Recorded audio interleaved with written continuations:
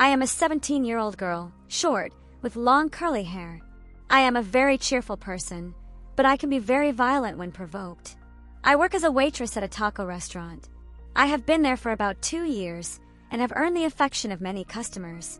About 9 or 10 months ago, during the busy shifts when there are a lot of people, all of us who were working there were able to sit down, exhausted and stressed.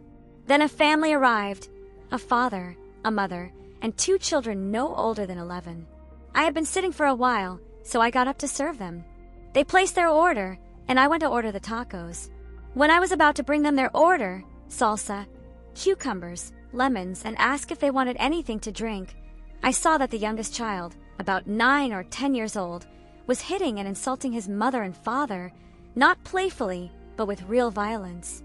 The parents looked exhausted, and I don't know if it was out of anger or what, but when I left the table, I started scolding the child in a firm tone, not yelling but speaking strongly, telling him that what he was doing was wrong, that his parents deserved respect.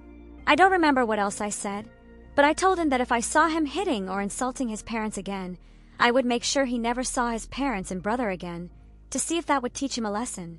The cook, the waitresses, the family were shocked. I know I was wrong, but as someone who was bullied in preschool and elementary school, I couldn't allow a child to become a bully.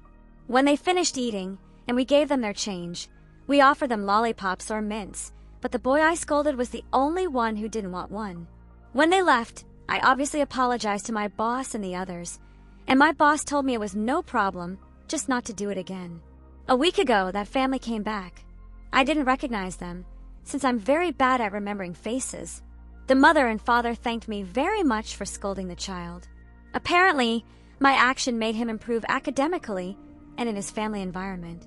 Now he is a very kind, respectful child who thinks things through before acting.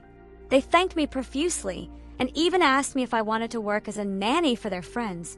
I'm not qualified for that, so I declined the offer.